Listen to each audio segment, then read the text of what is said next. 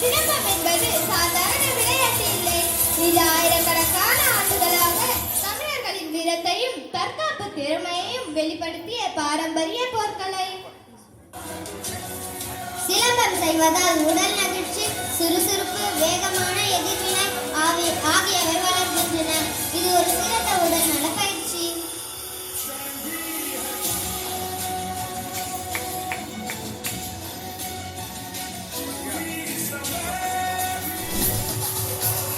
அது மட்டுமல்ல, இந்த கலையை பார்க்கும்போது மனக்கட்டுப்பாடு, பொறுமை, ஒழுக்கம் ஆகிய நல்ல குணங்களும் வளர்க்கின்றன. சிலம்பம் நம்மை தற்காப்பு செய்யும் திறனையும் தருகிறது.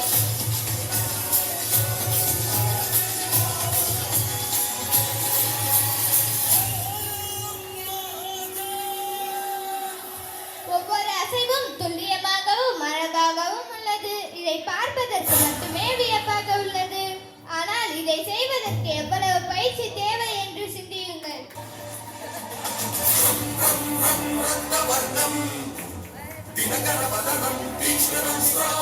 அனைவரும் கை தட்டி உற்சாகப்படுத்துங்கள்.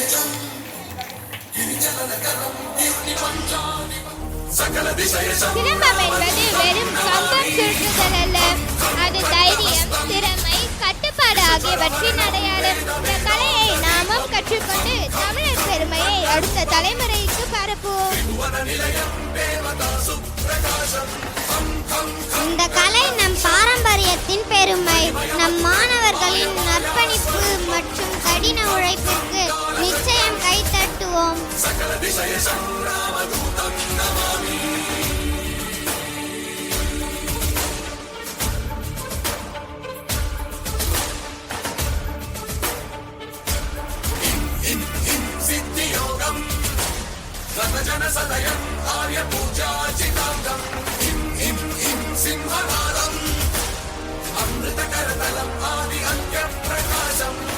சிலம்பம் என்பது வெறும் கம்ப சுழற்றுதல் அல்ல. அது தைரியம், திறமை, கட்டுப்பாடு ஆகியவற்றின் அடையாளம். இந்த கலையை நாமும் கற்றுக்கொண்டு தமிழர் பெருமையை அடுத்த தலைமுறைக்கு பரப்புவோம்.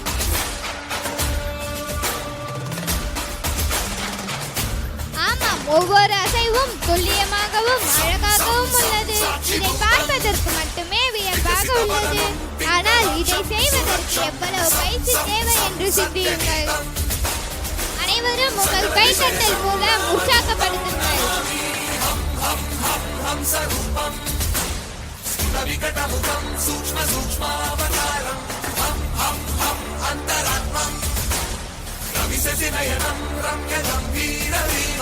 சிலம்பம் என்பது சாதாரண விளையாட்டு இல்லை. இது ஆயிரக்கணக்கான ஆண்டுகளால் தமிழர்களின் வீரத்தையும் தற்காப்பு திறமையையும் வெளிப்படுத்திய பாரம்பரிய போர்க்கலை.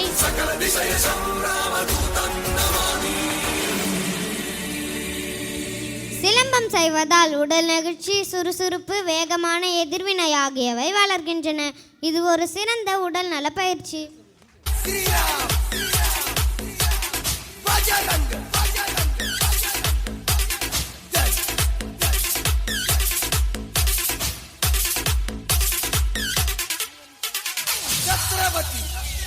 சிவாஜி மகாராஜ் அவர்களுக்கு ஒரு மிகப்பெரிய கைத்தட்டல் கொடுப்போமா?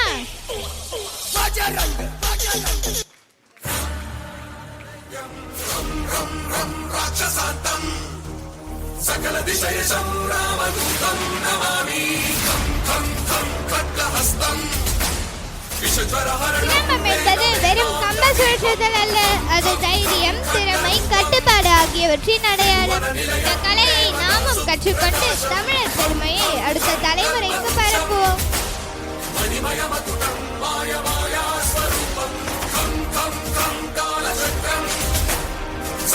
அனைவரும் ஒரு மிகப்பெரிய கைத்தட்டல் மூலம் அவர்களை ஊக்குவிப்போம்.